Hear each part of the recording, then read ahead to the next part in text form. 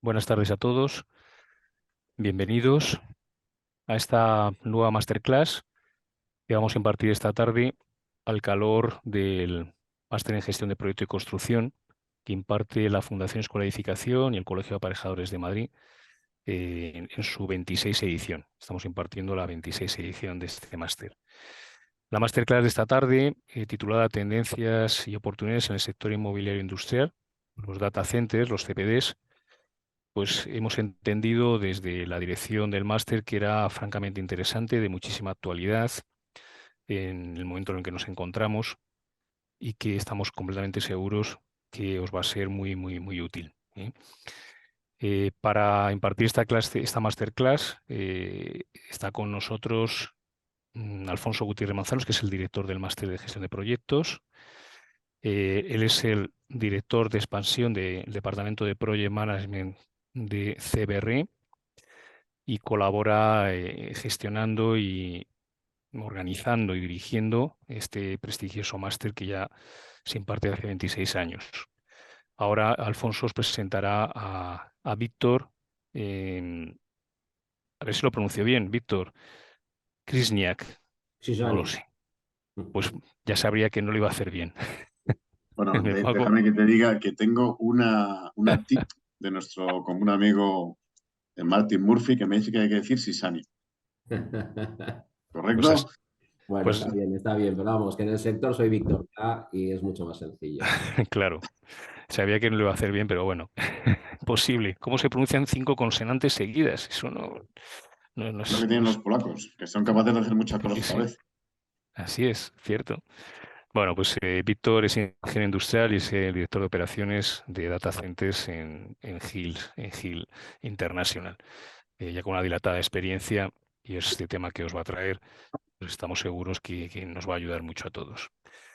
Pues nada más, durante estas casi 2 horas que vamos a estar juntos, pues os animaría en principio que tuvierais, si es posible, las cámaras abiertas para, bueno, pues que podamos interaccionar un poco más, sintamos que estamos todos juntos, en un auditorio, no tan en la distancia.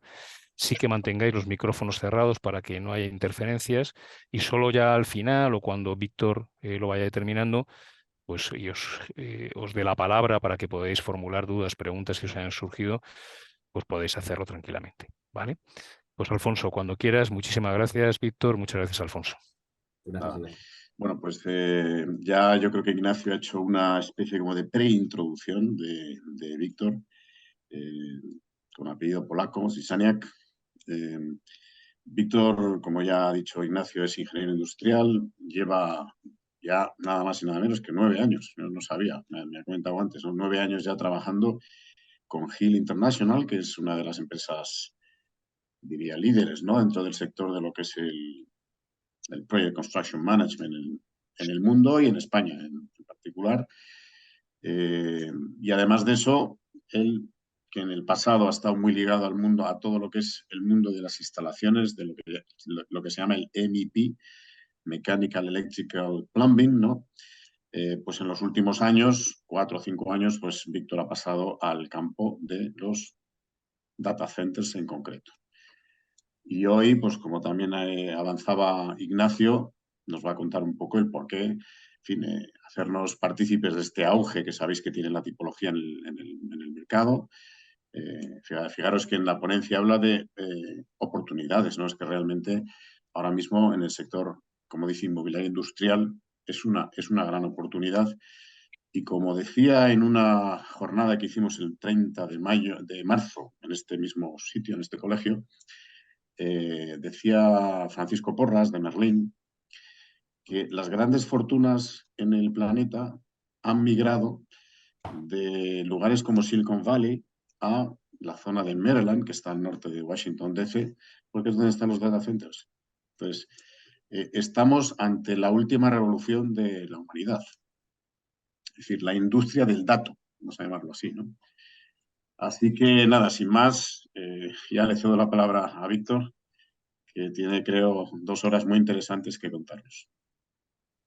Bueno, muchas gracias, Alfonso, muchas gracias, Ignacio. Pues si os parece, arranco. Como ha dicho Alfonso, Soy Víctor Krzyżaniak, ingeniero industrial y bueno, pues llevo trabajando pues, prácticamente toda mi carrera en torno a las instalaciones electromecánicas en dispares sectores, pero es cierto que los últimos 4 o 5 años estoy metido de lleno en el mundo del centro de datos. ¿Vale? Si os parece, vamos a estructurar la masterclass en, digamos, 3 bloques principales. Primero vamos a ver un poco, bueno, pues generalidades y la situación del sector en España, ¿vale? Entraremos luego un poco en las tripas de un data center a nivel de distribución, instalaciones y particularidades, ¿vale? Y por último, bueno, pues si queréis os plantearé ciertos enfoques diferenciadores que, bueno, que a los project managers, bueno, pues nos hace triunfar en en este tipo de proyectos, ¿vale? Pues sin más, arranco. Evidentemente lo primero, ¿qué es un data center? Vale, pues un data center, pues, podríamos decir que es como una torre de ordenador gigante, ¿vale? O sea, es decir, muchísimos datos almacenados con, bueno, pues con varios sistemas que aseguran que, bueno, pues que esos datos, esa información y bueno, todo funcione adecuadamente, ¿vale? La definición que nos da SpainDC en, bueno, pues en su web es que un data center o un centro de proceso de datos, habéis escuchado todos lo que es un CPD, ¿vale? Es un sistema informático especializado donde se mezclan hardware de alta potencia y disponibilidad en un ambiente controlado con la fiabilidad de almacenar, resguardar y procesar datos a gran escala, ¿vale? Aparte de eso, tienen una misión muy importante que es asegurar el acceso de forma permanente, de forma segura y de forma inmediata. O sea, es decir, son contenedores de datos, pero bueno, son contenedores de datos, digamos que son cajas fuertes de datos que tienen que esos datos estar accesibles en todo momento y de una manera totalmente instantánea. ¿Cómo se miden los centros de datos? Los centros de datos realmente, cuando hablamos en el sector de centros de datos, los catalogamos por su potencia IT, ¿vale? La potencia IT es la capacidad, digamos, la potencia máxima en equipos, bueno, pues en servidores que puede albergar el centro de datos, ¿vale? Pueden ir pues, desde unos cuantos pocos kilovatios, pues, lo que pueda llegar a ser una sala de racks pues, en una oficina, por ejemplo, a varios centenares de megavatios, ¿vale? Como dato principal y bueno, pues otro, digamos, de los medidores que usamos en el sector es el PUE. El PUE es el Power Usage Effectiveness, o sea, realmente es la eficiencia del centro de datos. Y la eficiencia del centro de datos se mide, digamos, dividiendo la energía total consumida por el centro de datos, incluyendo, bueno, pues los servicios comunes, la iluminación de la urbanización, todo lo que, digamos, todo lo que consume electricidad dentro del centro de datos y lo divide por digamos, la potencia IT, lo que hemos mencionado antes, que es lo que, digamos, cuantifica el tamaño del centro de datos. En ese sentido, hay una evolución muy, bueno, pues muy positiva y muy, bueno, hacia la eficiencia, ¿vale? En los centros de datos podemos hablar que, bueno, pues a finales del siglo pasado realmente gastábamos más del doble de la energía en el centro de datos de la que realmente necesitábamos para equipamiento IT y ahora mismo estamos más o menos en unos índices de bueno, lo razonable ahora mismo es moverse entre 1,20, 1,25, que sería un 25% más de potencia para, digamos, hacer efectivo el proceso o bueno, pues el funcionamiento de los servidores, ¿vale? Es cierto que se prevé que haya un descenso notable en ese índice PUE en los próximos años, porque entraremos, bueno, os contaré luego un poco, entraremos con soluciones más, bueno, pues más eficientes, utilizando probablemente centros de datos en inversión. En inversiones que, bueno, estarán los servidores estarán, digamos, en lugar de rodeados por aire, estarán dentro de un líquido compatible bueno, pues con la transmisión de datos y la electricidad, y que permita reducir mucho la eficiencia. ¿Vale? O sea, aumentar mucho la eficiencia, reducir mucho el PUE. ¿Vale? Entonces, bueno, pues podéis ver aquí en este esquemita de abajo a la derecha en que, bueno, pues qué clases de cargas eléctricas tenemos en un centro de datos. Pues tenemos desde las cargas, evidentemente, IT, ¿vale? Y luego todo lo que son las energías de la instalación per se, pues la climatización, pues las oficinas, como he dicho antes, la urbanización, bueno, pues, y todo eso es lo que, digamos, se consume en el centro de datos, pero a nosotros nos interesa lo que se consume partido por lo que necesitan la electrónica de red, los servidores. ¿Vale? Tipos de centros de datos. A ver, ahora mismo, bueno, en la actualidad, teniendo en cuenta que hasta, bueno, centros de datos hay de muchos tipos, hablaba antes de pues, una pequeña sala de racks en una oficina, pues eso sería un pequeño centro de datos, ¿vale? Los hay, lo que se llama centro de datos de empresa directamente, bueno, pues es un centro de datos exclusivo para, digamos, la empresa. Suele estar colocado en sus instalaciones y puede ser una sala de racks o puede ser una sala, bueno, una instalación más grande, ¿vale? Los centros de datos de colocación. Los centros de datos de colocación son centros de datos que digamos que son de alquiler, digamos que son hoteles de datos, ¿vale? Los principales colocadores del mercado pues, son MDT, Equinix, Digital Realty, Data4, bueno, Global Switch, y todos ellos se dedican directamente a albergar datos de generalmente grandes corporaciones o no tanto, ¿vale? Podemos encontrar en un centro de colocación, podemos encontrar datos desde Google o Apple hasta datos, pues, yo qué sé, de Renfe o de pequeñas compañías que directamente quieren todo tenerlo albergado en la nube y no tienen para tener sus propias salas IT y demás. Esos son los centros de colocación y que ahora mismo, digamos, son uno de los principales agentes del sector. Centros de datos de telecomunicaciones. Los centros de datos de telecomunicaciones son centros de datos de compañías de teléfono, ¿vale? Pues, los Orange, Vodafone, Telefónica, etcétera, ¿vale? Y tienen particularidades, y es que necesitan muchísima conectividad y necesitan muy poca latencia, ¿vale? Una latencia, o sea, extra corta, 2 milisegundos, digamos que pueden llegar a afectar. O sea, es decir, es lo que nos permite bueno, pues hablar de una manera continua y fluida, sin interrupciones o sin retardos. Cuando empezamos con este boom de los Teams, de los Zooms y demás, podéis recordar que, bueno, pues cuando hablábamos con gente de fuera, muchas veces pues tenían retardo.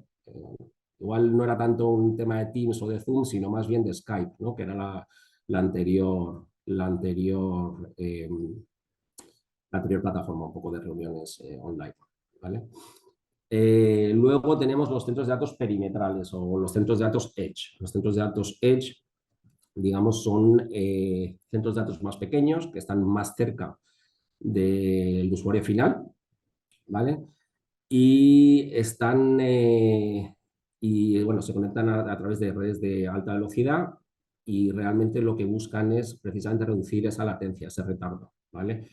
Entonces, se utilizan mucho para todo lo que es IoT, o sea, el Internet de las cosas, digamos, servicios de streaming, por ejemplo, videojuegos, etcétera, ¿vale? Y luego está, digamos, la joya de la corona, que son los centros de hiperescalares. Los hiperescalares son consumidores y albergadores masivos de datos y, bueno, pues entiendo que son, digamos, los que más están empujando el sector ahora mismo en el mundo. Bueno, pues, son los Microsoft, los Amazon, los Apple, Oracle, Google, etcétera, etcétera. ¿Vale? Entonces, una vez hecha un poco la introducción de los tipos de centros de datos, pasamos ya, digamos, al siguiente nivel, ¿vale? Una vez en los centros de datos, al final suelen configurar regiones cloud, ¿vale?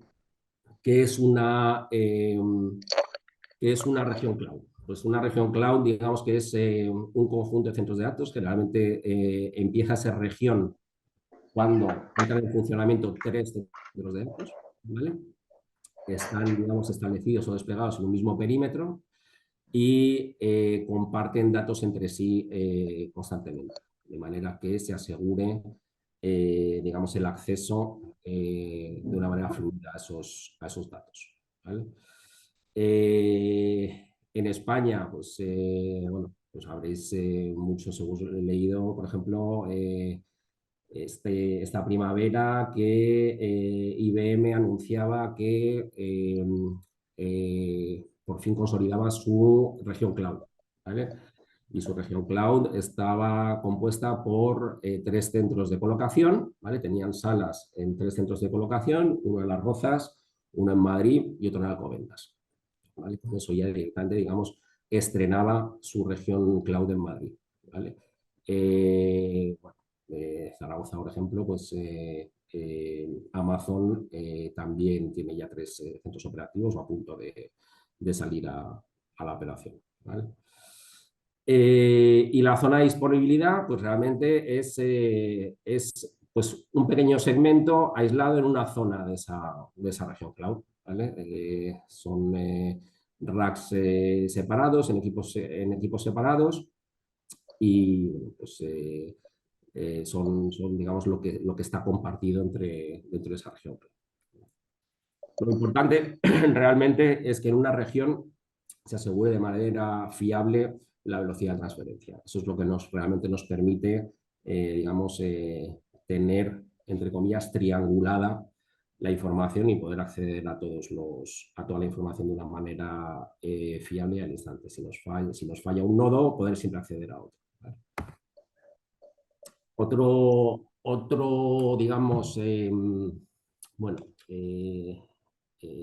punto principal dentro de los data centers es la disponibilidad y la redundancia, ¿vale? Eso ya entra dentro de cómo se comportan los centros de datos y qué es lo que buscan los desarrolladores de centros de datos, ¿vale? La disponibilidad, bueno, pues hay una catalogación bastante difundida en el sector, que es la clasificación que marca la Asociación de Usuarios de Telecomunicaciones, que es la clasificación TIER, ¿vale? Y establece 4 niveles, ¿vale? Hay un TIER, digamos, básico, que, bueno, pues son centros de datos, digamos, que tienen una única alimentación eléctrica, tienen un único equipo de climatización y no tiene, digamos, sistemas de respaldo. De manera que si falla, pues se cae directamente, se caen los servidores y no se puede tener acceso a esos datos. Un ejemplo, pues bueno, pues igual un PC de sobremesa, ¿vale? Un PC de sobremesa, al final, si se os cae la luz de casa, pues se os apaga directamente porque no tiene baterías. Entonces eso, bueno, pues al final digamos que es un tipo, digamos, de centro de datos bastante básico, ¿vale? Habría un Tier 2, ¿vale? Tier 2 es cuando ya entramos con, digamos, componentes redundantes. O sea, suelen tener ya sistemas de respaldo, ¿vale? UPS son generadores eléctricos, ¿vale? y generalmente suelen tener algún elemento adicional que permite la refrigeración o la alimentación eléctrica por si falla alguno de los que están funcionando normalmente, ¿vale? Pues lo que llamamos N+1, ahora lo veremos un poco más adelante. Evidentemente, estos sistemas también evidentemente pueden fallar, y si fallan, si tenemos son también con una única alimentación eléctrica, entonces si fallan, es cierto que saltan los sistemas de respaldo, como son los generadores, pero una vez que se agotan las baterías de los SAIs o que se agota el combustible del generador, pues podría entrar en fallo. Lo que permite, digamos, el diseño N+1 es que, bueno, pues, el edificio puede seguir operando cuando hay un elemento estropeado o un elemento que ha entrado en error, ¿vale? Tenemos Tier 3. Tier 3, digamos, es un paso ya por encima.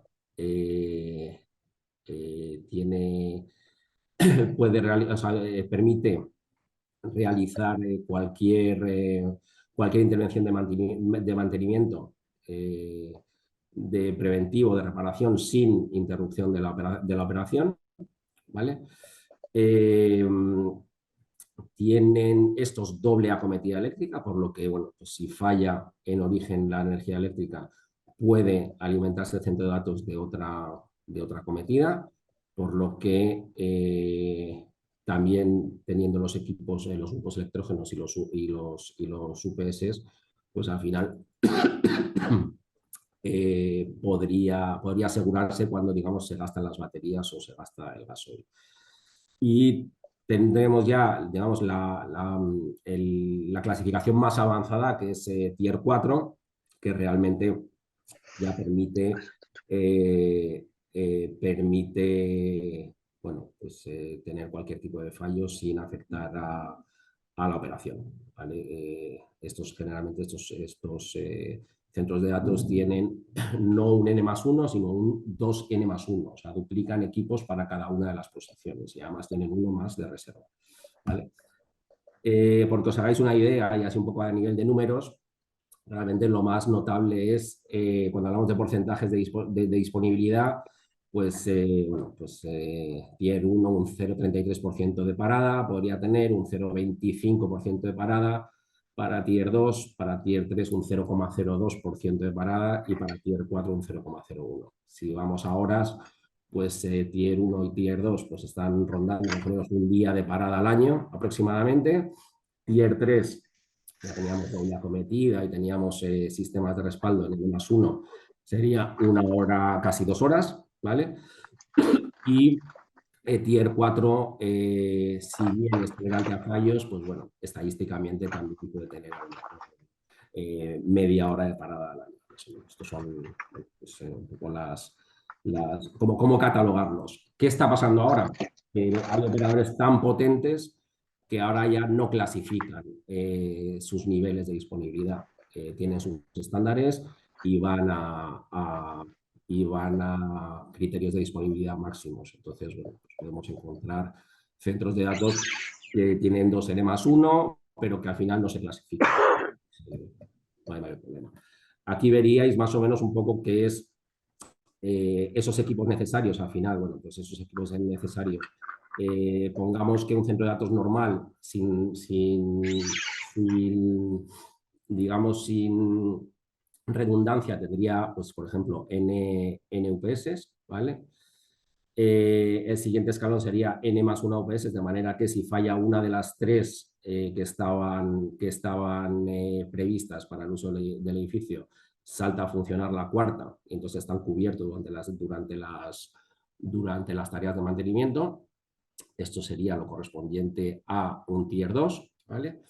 Tendríamos 2N, que es lo equivalente a un Tier 3, está, digamos, todo duplicado. Tenemos 2 acometidas eléctricas, tenemos grupos electrógenos por duplicado y tenemos UPS por duplicado, por lo tanto, nos permite que en caso de que falle uno, entre automáticamente su gemelo. Y ya a nivel máximo sería 2N+1, que realmente este esquemita aquí abajo a la derecha no es correcto porque tendría que aparecer 2n-1 es 2 paréntesis n+1. O sea que realmente estamos duplicando todos los elementos necesarios más 1. ¿Vale? Así que bueno, pues eso sería un poco los criterios de disponibilidad y redundancia. El sector del data center en España. Les voy a contar, he sacado alguna información de SpainDC, que es la Asociación Española de Data Centers. Y bueno, pues un poco a nivel introductorio, su informe siempre, bueno, pues su informe anual coloca bastante bien el sector en España y hace, bueno, pues algunas definiciones o descripciones del sector bastante interesantes, ¿vale?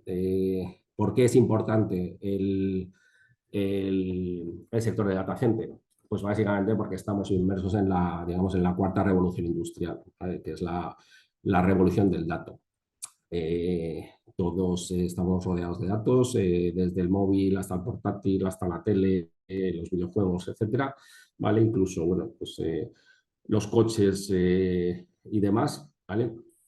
Entonces se está convirtiendo ahora mismo la economía digital en el soporte, bueno, pues uno de los mayores activos de la economía nacional, ¿vale?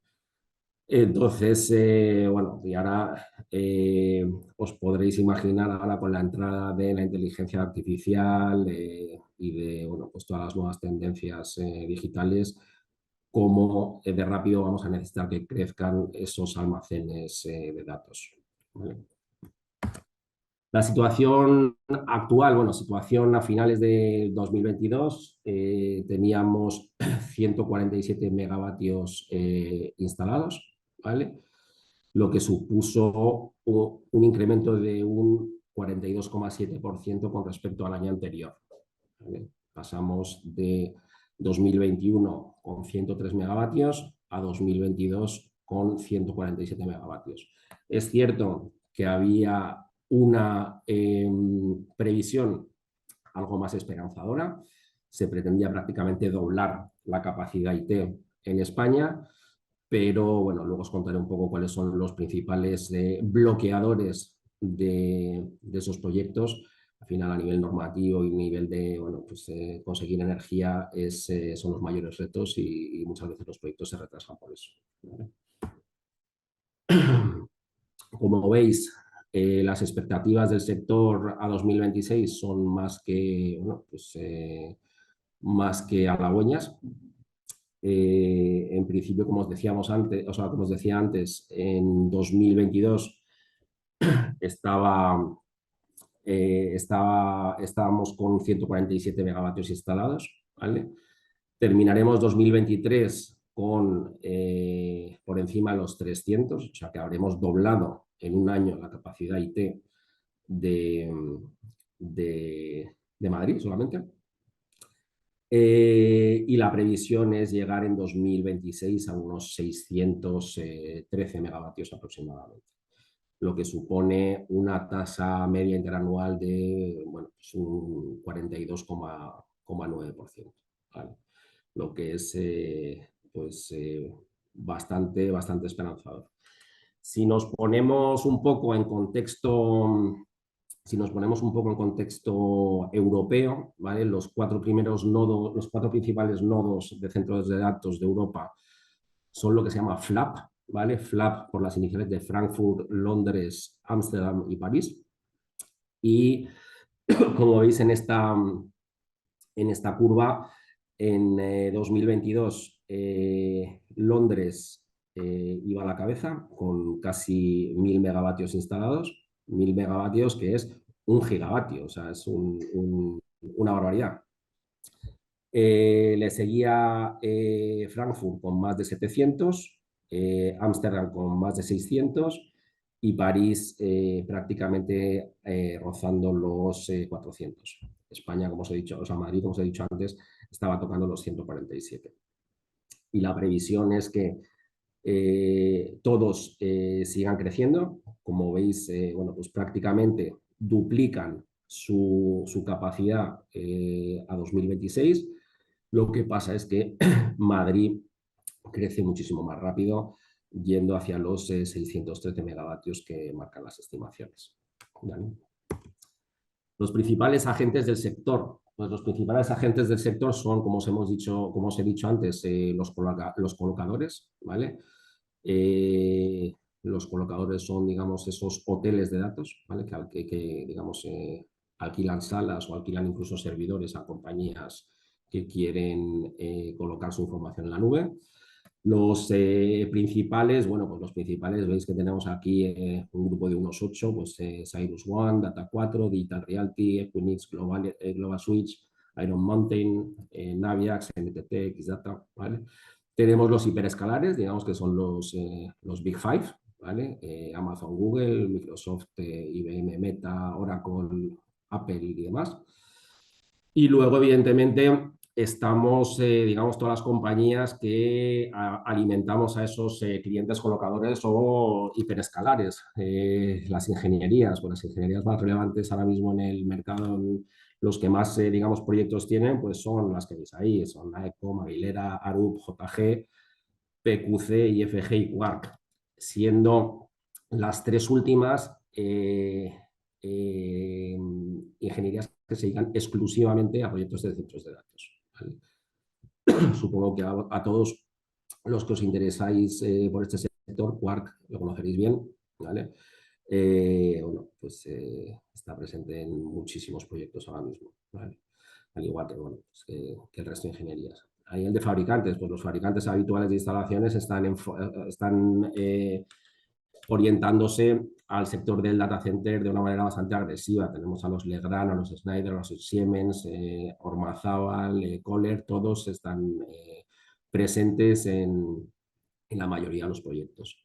Asociaciones, pues las asociaciones es interesante porque sí que es cierto que hay mucha actividad en las asociaciones, ¿vale? Desde ASHRAE, que bueno, no deja de ser el organismo americano bueno, pues, preocupado por la climatización y la sostenibilidad, ¿vale? Que de ahí yo creo que muchos hemos aprendido mucho del centro de los centros de datos, ¿vale? SpainDC, que bueno, se fundó a finales del 21 y bueno, pues ya después de 3 años tiene pues, más de un centenar de socios y organiza bueno, pues, eventos bastante interesantes, ¿vale? Y luego, bueno, pues DCD o Data Center World son dos de los congresos más interesantes que hay a lo largo del año. Y luego, pues como Project Managers, estamos los Project Managers de siempre, pues los Bobis, GIN International y JLL. En principio, yo creo que entre los tres nos repartimos el 99% del mercado. O sea que,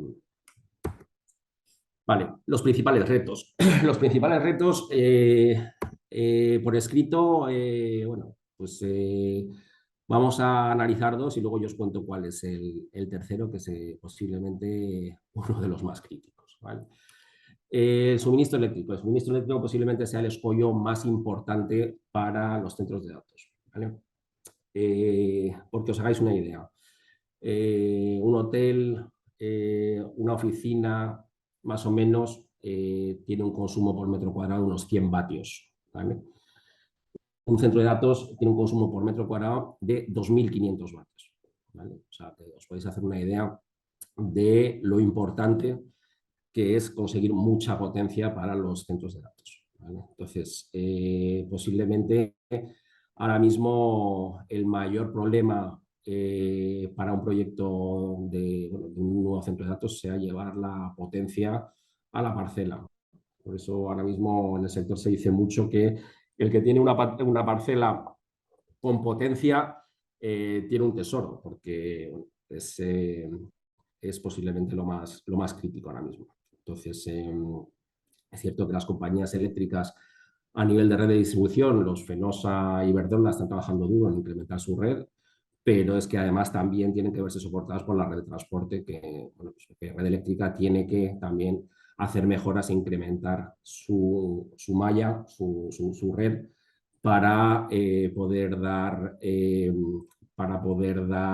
potencia a toda la demanda que hay. ¿Vale? Entonces, porque os hagáis una idea, tú puedes tener a lo mejor un centro de datos pegada a una subestación, pero esa subestación posiblemente esté colmatada, no tenga posiciones libres y te tengas que traer la potencia de una subestación que está colocada a 20 kilómetros. Y si le quieres dar de redundancia a esa línea eléctrica, pues tendrás que traértela de una subestación que está a 20 kilómetros y a lo mejor de otra que está a 17.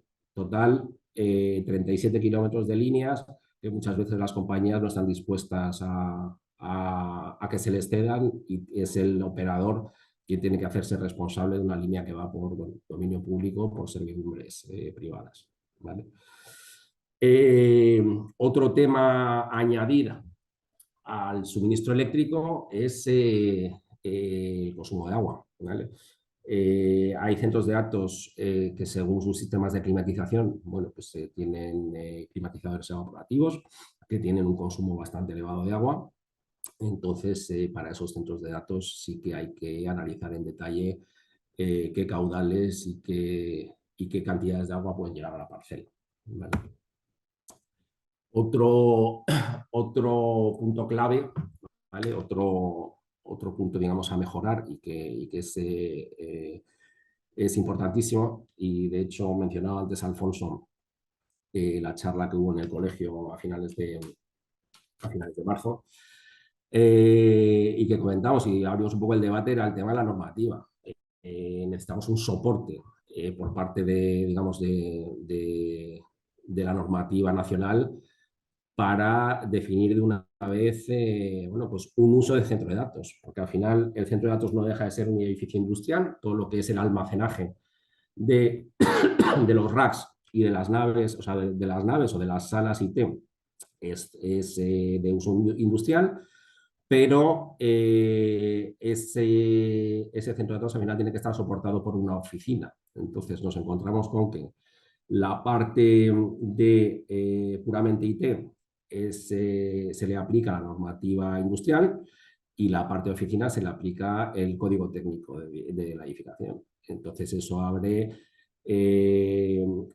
una cantidad de interpretaciones que al final cada ayuntamiento bueno, pues, tiene que leer a su manera, lo que supone que no hay dos proyectos iguales a nivel de normativa ni a nivel de interpretación de esa normativa, básicamente porque los técnicos de cada ayuntamiento pues, interpretan digamos, esa dualidad de normativa a su manera. Entonces, bueno, pues os he puesto aquí algunos ejemplos de las discusiones más típicas con los técnicos de ayuntamientos, que son el número de plazas de aparcamiento. Pues el número de plazas de aparcamiento nos marcan que por cada 100 metros cuadrados tienes que poner una plaza, pero en un centro de datos posiblemente no trabajen más de 25 personas. Entonces te encuentras con ayuntamientos que te exigen instalar 150 plazas cuando realmente hay 25 personas trabajando en el centro de datos. La dotación de paneles fotovoltaicos, pues como siempre, al final sí, leemos la normativa según el código técnico de la edificación, pero muchas veces se puede limitar. A nivel, pues otra clásica es en las oficinas, si la dotamos con agua caliente sanitaria, de fuentes sostenibles o no. Pues dependiendo un poco de la lectura que se le haga a la norma directiva industrial o a CTE, pues tenemos que ir por esa línea o no. A nivel de protección contra incendios, pues protección contra incendios, evidentemente al edificio industrial le aplica el reglamento industrial, y al edificio de oficinas, pues será un poco lo que determine el técnico del ayuntamiento en cuestión.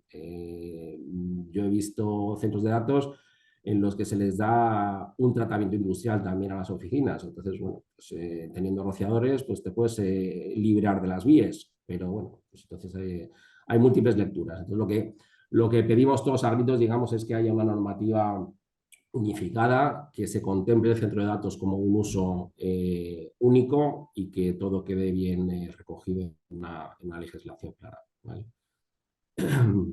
Otro punto, que es el último que enumero aquí, es muy habitual que los centros de datos grandes necesiten una subestación para convertir alta tensión a media tensión. Entonces hay ayuntamientos que separan las licencias y otros que las quieren agrupadas. Entonces, bueno, pues evidentemente el proceso de obtención de licencia cambia completamente y te puede bloquear el inicio de los trabajos, básicamente porque estás dependiendo de la subestación para poder arrancar los trabajos de construcción. Entonces, bueno, por eso de ahí que haga falta una normativa unificada. Y antes de pasar a las fases de un proyecto, ¿vale? Lo que sí quería comentaros también que otro punto clave ahora mismo, digamos, otro de los retos que nos encontramos en el sector de data center es la carencia de talento, ¿vale? Es muy complicado encontrar profesionales, ¿vale? Hay una altísima demanda de profesionales para el sector, no solamente la parte de construcción de proyectos nuevos, sino también de operación. Se buscan perfiles, evidentemente, técnicos y generalmente con buen nivel de inglés y es realmente complicado. Es realmente complicado. Hola.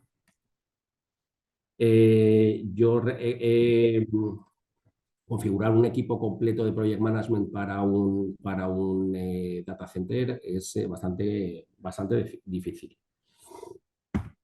Vale, pues pasamos, si os parece, a las fases de un proyecto de data center, ¿vale? Evidentemente, comienza por una fase de planeamiento, ¿vale? En la que, bueno, pues, se definen los principales objetivos, una fase de diseño que culmina con una licitación, se arranca la construcción y luego hay una fase importantísima que es la fase de commissioning y entrega, ¿vale? Seguro que todos habéis oído hablar del commissioning, incluso en sectores que no son el del data center, ¿vale? Al final el commissioning es, digamos, el proceso de puesta en marcha de todos los equipos y sistemas del edificio, ¿vale? En este caso, siendo tantos los sistemas que hay, es un proceso bastante complejo y bastante más largo de lo que podemos creer, ¿vale? De hecho, incido un poco aquí, ¿vale? El commissioning en principio tiene que arrancar desde la fase de prediseño, en la que se establecen un poco los criterios y objetivos, ¿vale? Participa de lleno en la parte de diseño porque tiene que entender cómo se tienen que poner los equipos en marcha, ¿vale? O sea, hay que entender con qué equipos cuenta el edificio y cómo deben ponerse en marcha. Y luego, durante la construcción del commissioning, es cuando entran digamos, en carga los 5 niveles de commissioning. Los 5 niveles de commissioning se etiquetan, ¿vale? Serían Red Tag, Yellow Tag, Green Tag, Blue Tag y White Tag, ¿vale? Y corresponden directamente a el primer nivel sería pruebas de fábrica, ¿vale? El segundo nivel sería, digamos, colocación en obra y, digamos, distribución a esos equipos a nivel eléctrico e hidráulico. Y el Green Tag, que posiblemente sea la fase más larga, es la puesta en marcha individual de cada uno de los equipos, ¿vale? El Green Tag es uno de los hitos más importantes de los proyectos de data centers, ¿vale? Es el que confirma directamente que los equipos son capaces de funcionar individualmente y generalmente los 3 primeros niveles recaen sobre el contratista, ¿vale?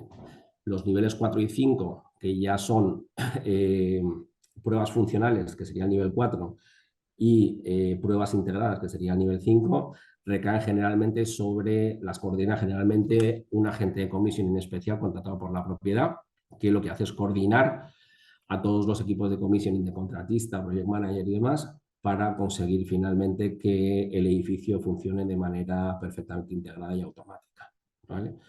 Y luego, por último, bueno, pues estaría bueno, la parte de entrega y cuando surja un recommissioning, si se hace alguna ampliación o alguna mejora en el edificio, ¿vale? Si os parece, voy a abrir un poco, podéis hacerme preguntas porque voy a pasar a un siguiente bloque que, bueno, digamos que es menos generalista y podemos aprovechar si queréis para, bueno, pues si tenéis alguna pregunta, podemos responderla.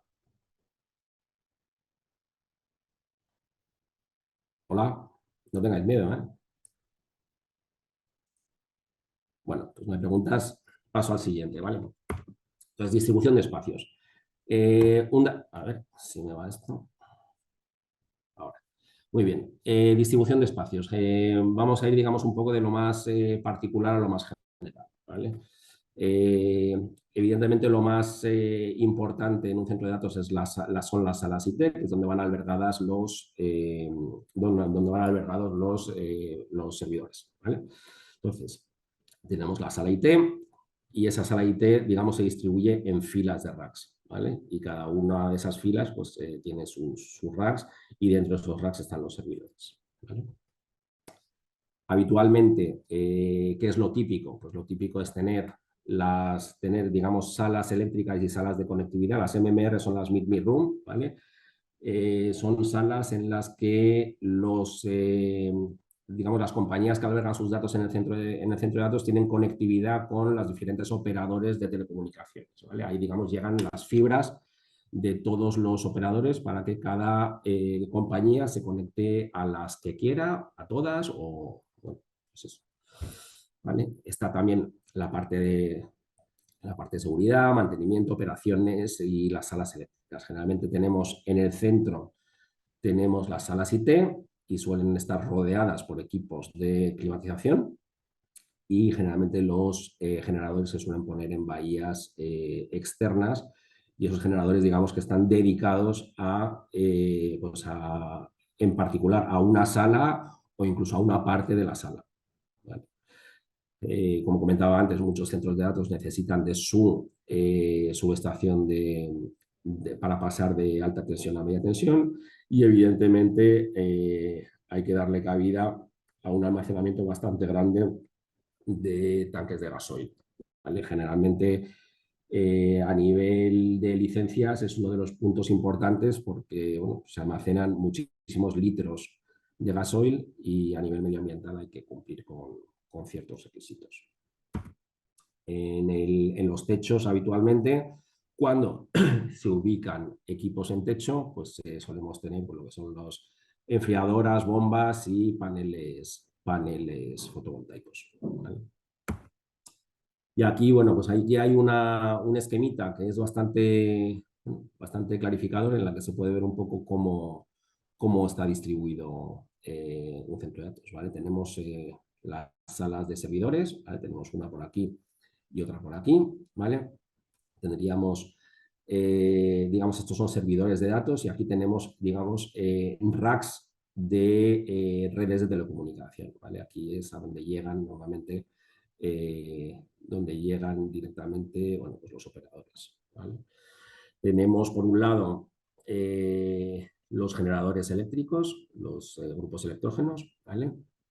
Tenemos las UPS, tenemos una parte, digamos, administrativa de operaciones e incluso salas de cliente para las compañías que albergan sus datos bueno, pues en centros de datos de colocación. Y tenemos luego toda la parte de climatización con bueno, pues las enfriadoras que toquen, los climatizadores que toquen o los sistemas de enfriamiento que toquen, ¿vale? A nivel de instalaciones, habéis visto, bueno, que lo principal que he comentado antes es la parte eléctrica, ¿vale? La parte eléctrica, pues al final los centros de datos tienen un consumo masivo de electricidad y es por eso que se le da tantísima importancia. Aquí hay un esquemita que, bueno, parece bastante interesante porque se ve exactamente un poco cómo se alimenta y de dónde se alimenta cada cosa, ¿no? Todo viene, digamos, de la red de alta o de media tensión. Esa alta o media tensión se transforma, ya sea con un centro de transformación de media a baja o con un transformador de alta a media, ¿vale? Todo llega al cuadro general. Ese cuadro general tiene un soporte de generador de grupo electrógeno, ¿vale? Y luego, aguas abajo, tenemos, digamos, los sistemas habituales o los sistemas, digamos, periféricos, ¿vale? A nivel de iluminación, urbanización, climatización, etcétera, del centro de datos. Y luego, digamos, todo lo que es el equipamiento IT, todo lo que son servidores y pues, se alimentan, o sea, pasan directamente a través de las UPS o los SAIs. ¿Vale? Bueno, a nivel de transformadores de alta tensión, pues tenemos transformadores que están aislados, sumergidos en aceite, ¿vale? El aislamiento de ese aceite.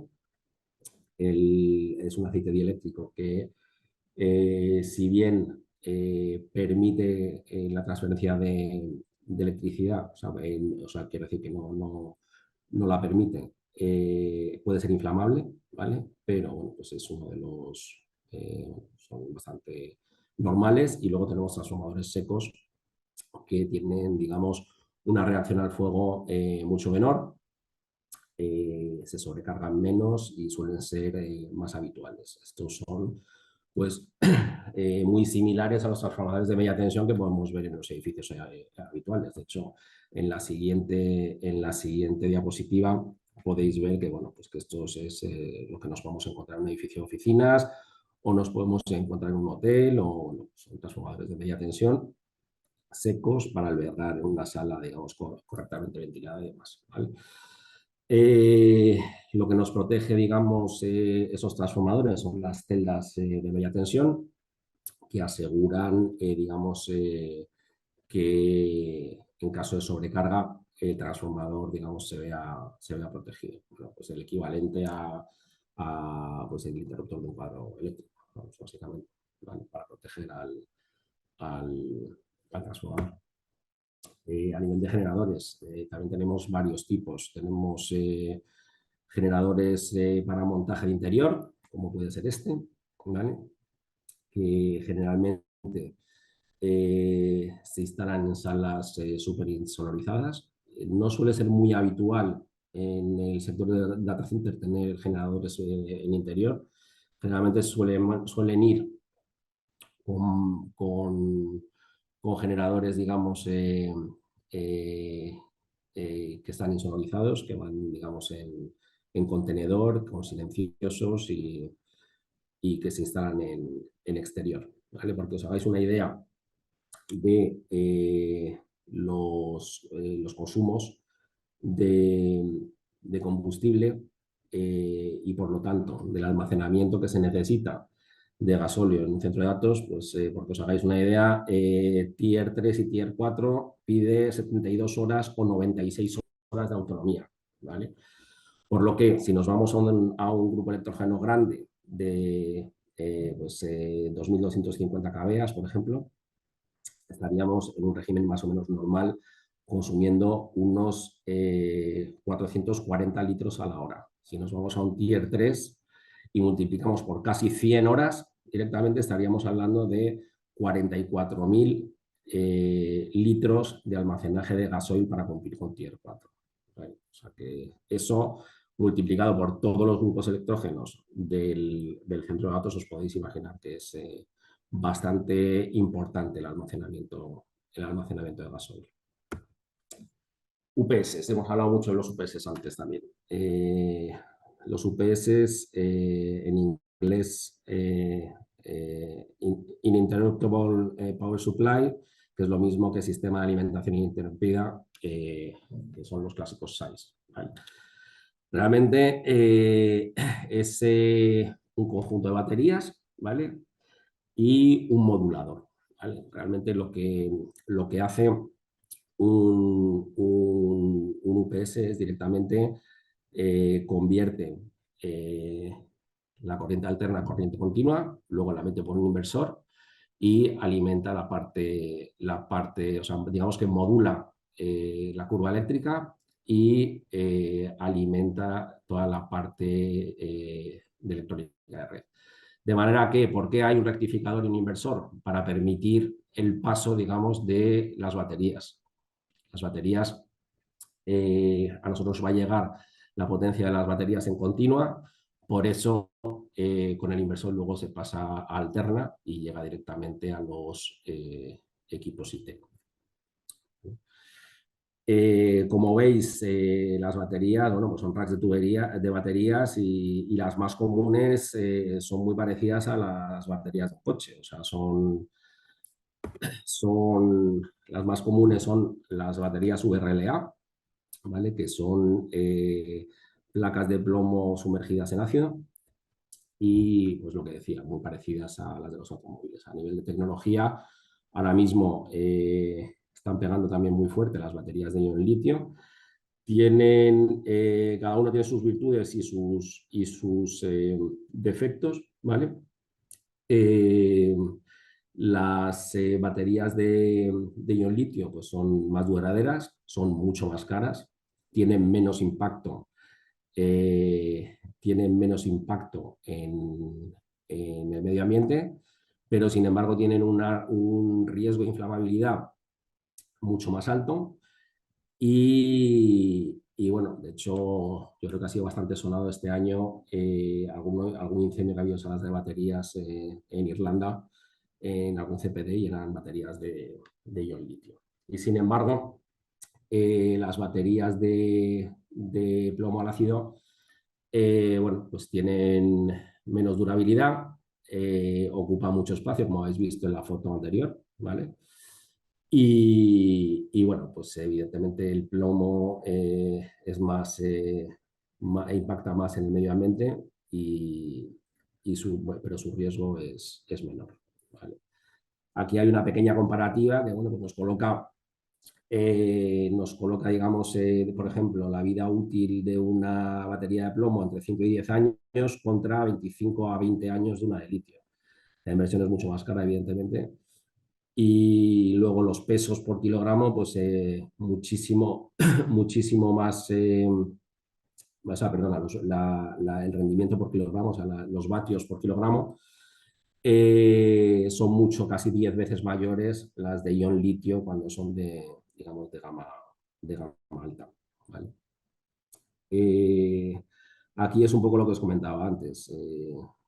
Muy bien la nueva tecnología, pero de momento hay que tener cuidado y ventilar muy bien las salas de batería en las que se colocan baterías de ion litio, porque bueno, pues, ya se han dado varios casos de incendios y el problema que tienen es que su extinción es bastante delicada, ¿vale?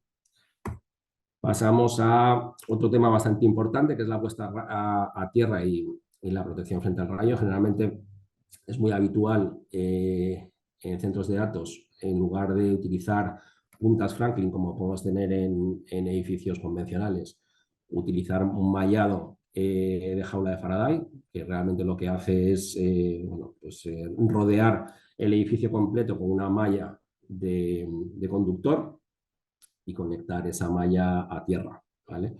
Tiene también sus puntas captadoras y, bueno, pues digamos que bueno, pues, tiene un comportamiento algo más fiable, ¿vale?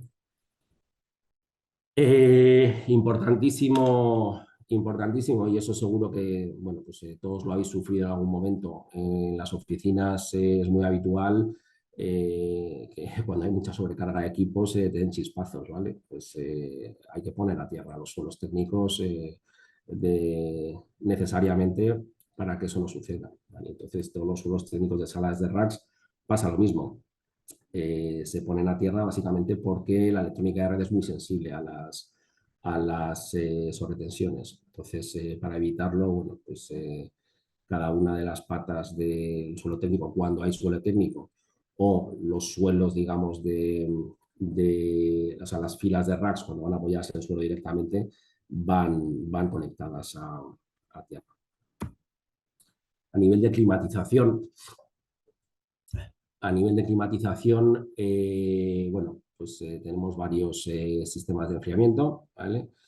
Evidentemente, En épocas no muy calurosas se puede hacer free cooling, ¿vale? Es simplemente aire filtrado del exterior, ¿vale? Dependiendo un poco de los sistemas, muchas veces es suficiente. En Madrid en particular, que tenemos unos veranos especialmente calurosos, el resto del año 8 a 9 meses posiblemente estemos haciendo free cooling prácticamente en todos los centros de datos, ¿vale?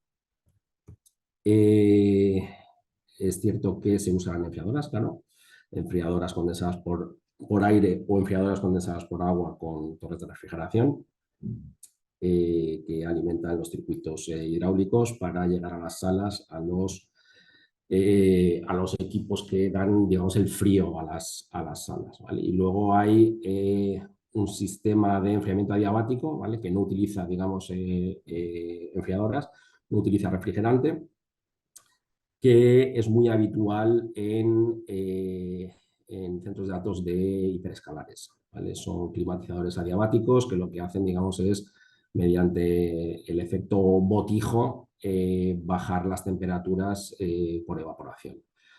Es muy habitual, pero requiere de una tecnología de servidores más avanzada que digamos, permite trabajar con temperaturas más altas.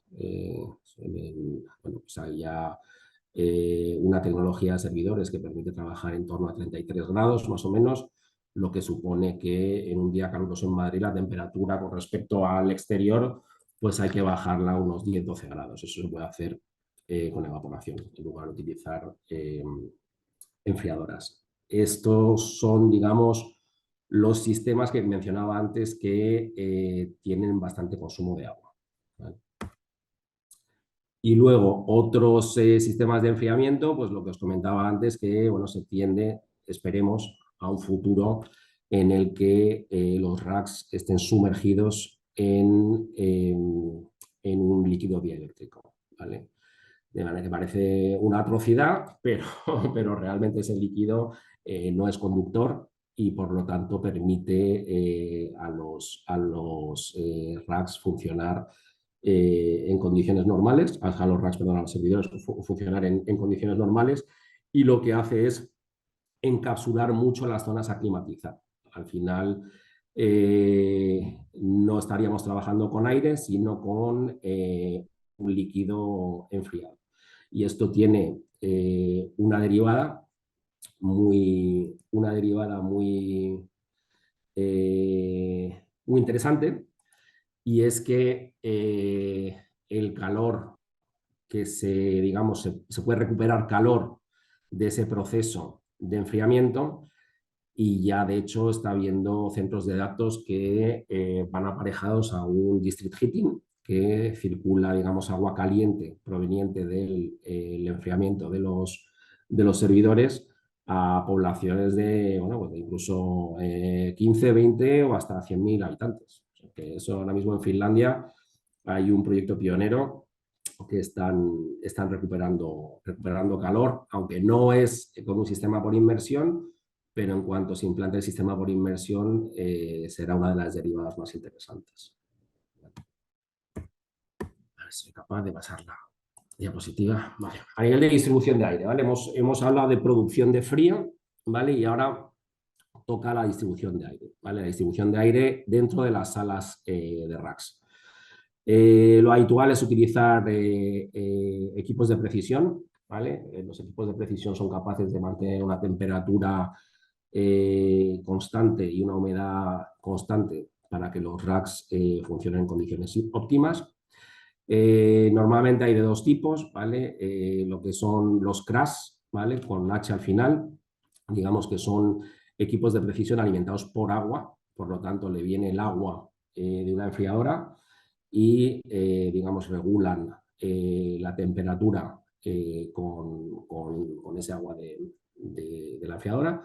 Y están los cracks, digamos, que son de expansión directa, o sea, que digamos el equivalente a un split, ¿vale? Tiene una unidad exterior que lo que hace es comprimir un refrigerante y permite a la unidad interior también regular la temperatura con precisión, ¿vale? cómo, digamos, se suele hacer la distribución de aire dentro de las salas, ¿vale? Normalmente se pueden poner, hay algunos centros de datos que colocan, digamos, en la parte trasera de los racks los impulsores de aire, ¿vale? Bueno, no es lo más habitual, pero se hace. Otros, digamos, que se intercala un crack entre baterías de racks, de manera que se distribuye el aire, el aire frío en la propia fila, ¿vale? Podéis ver aquí dos ejemplos, ¿vale? Y luego con unidades también de distribución de refrigerante entrando directamente en los racks, pero digamos que tampoco es lo más habitual. Esto digamos que son soluciones demasiado particulares. Tenemos soluciones más habituales, ¿vale? Que son una distribución de aire, digamos, utilizando el falso suelo como confinador, ¿vale? Confinamos, digamos, el aire frío para que entre por los frontales de los racks y confinamos el aire caliente directamente para que salga por las traseras de los racks, ¿vale? Eso, normalmente se habla de pasillos fríos o cold aisles, ¿vale? O se habla de pasillos calientes o hot aisles, dependiendo un poco del criterio. Lo habitual suele ser meterle el aire frío por el suelo técnico, o sea, digamos que los cracks tienen su ventilación bajo el suelo técnico e impulsan el frío de manera que sale por unas rejillas que hay habilitadas entre dos filas de racks, ¿vale? Esos, digamos, esos espacios están confinados de manera que les entra el frío y luego sale el calor por otra parte y vuelve a entrar en el crack, que vuelve a enfriarlo y así constantemente. Eso es para los centros de datos, digamos, que utilizan suelo térmico, ¿vale? Porque os hagáis una idea, lo habitual es que los suelos técnicos estén sobrelevados en torno a 1 metro. Y aquí veis un poco, bueno, pues el principio, ¿vale? Aquí tendríamos una contención, o sea, un confinamiento de aire frío entre frontales de dos filas de racks, y aquí tendríamos la solución opuesta, que sería pasillo caliente confinado de traseras de racks de filas de rack contiguos, ¿vale? Lo más habitual es, digamos, confinar la salida de aire caliente, de manera que permite tener unas salas de IT más frías, porque si lo que estamos haciendo es confinar el frío, realmente el ambiente es el que se ve afectado y bueno, pues puede haber salas en el que bueno, pues haya en torno a los 50 grados. ¿Vale? Lo más habitual es confinar confinar la salida de aire caliente, que serían lo que se llama Hot Air Containment, ¿vale? Que son los hacks, son unas estructuras metálicas, unas estructuras metálicas y de policarbonato que lo que hacen es confinar la salida de aire caliente y devolvérselo a los cracks para su posterior enfrío. ¿Vale? En sistemas evaporativos que he comentado antes, ¿vale? No hay climatizadores, por lo tanto no hay cracks. Entonces lo que son, digamos, son caudales de aire súper altos, ¿vale? Muchísimo, o sea, climatizadores con ventiladores muy potentes que lo que hacen es más bien, digamos, despejar el aire. Y ahí, por ejemplo, sí que es necesario que sean siempre los hacks de evacuación, o sea, que sea contención, digamos, de pasillo caliente, o sea, es decir, evacuar el calor en lugar de contener el frío. ¿Vale? A nivel de telecomunicaciones, ¿vale? Lo que os comentaba antes, la BINME Room, digamos que es el corazón a nivel de datos del centro de datos. Es lo que permite la conectividad de todos los racks con los diferentes proveedores de servicios de Internet. ¿Vale? En Meet Me Room, pues se pueden encontrar desde, bueno, pues, desde los Movistares, Orange y compañía, Colt, bueno, pues todos los proveedores de Internet, para que cada uno de los clientes del centro de datos se conecte a las compañías que quieren, ¿vale? Suelen ser salas independientes, ¿vale? Y es muy habitual que los clientes se conecten a varias de estas compañías, ¿vale? Normalmente, bueno, pues cada vez se va más a fibra óptica dentro de los centros de datos. Es cierto que todavía hay muchos con cobre, pero bueno, al final la fibra permite mayores distancias y una transferencia de datos mucho más rápida. Aquí podéis ver un poco, bueno, pues, la magnitud de las bandejas de fibra en un centro de datos, bueno, en particular. Son generalmente bandejas, igual que las bandejas de cable eléctrico suelen ser metálicas, estas son bandejas plásticas, ¿vale? Que se diferencian muy bien, con colores generalmente así muy llamativos y bueno, pues que ahí por ahí circulan todas las fibras. Esto podéis ver aquí directamente lo que es una bajada de fibra a, a un rack en particular. O sea, tenéis un mazo de cables aquí de, pues, de 50 o 60 cables que bajan directamente al rack. ¿Vale? A nivel de tipos de cableado, bueno, pues tampoco voy a profundizar mucho. Pues, evoluciona como todo, ¿vale? Hace 7, 8 años estábamos en categoría 5, ahora, bueno, pues estamos es muy habitual la categoría 6, categoría 6A, pero bueno, ya hay tecnologías que ya avanzan a categoría 8, categoría 7A y demás, ¿vale? Bueno, pues eso es el cableado, digamos, de cobre. A nivel de protección contra incendios, ¿vale? A nivel de protección contra incendios es bastante, bueno, pues bastante completa, porque al final aúna muchos sistemas distintos el edificio. A nivel de detección tenemos habitualmente pues, los detectores analógicos habituales que podemos ver en oficinas o en centros comerciales y demás, que además suelen estar reforzados por detección por aspiración, que al final bueno, pues son unos tubos plásticos que tienen unos pequeños aspiradores y que llevan, digamos, el aire a unas cámaras que identifican si pasa humo o no, ¿vale? Yo creo que tenemos aquí una diapositiva, sí, justo aquí, ¿veis? Aquí un pequeño digamos, un puntito de aspiración y aquí tendríamos, digamos, lo que son esas camaritas que identifican si está pasando o no está pasando humo por la tubería, ¿vale? Y luego a nivel de extinción de incendios, pues generalmente tenemos, aparte de los sistemas que puedan marcar el código técnico, como son BIES y extintores, pues es muy habitual extinción por gas, ¿vale? Extinción automática por gas y luego extinción por rociadores con, digamos, tubería seca, ¿vale? En ámbitos de sala IT, habitualmente para evitar fugas de agua, las tuberías se llenan de nitrógeno y cuando entra en funcionamiento el grupo de presión, digamos que empujas el nitrógeno y empieza a salir el agua, ¿vale? Se intenta a toda costa evitar tener agua dentro de las salas IT, ¿vale?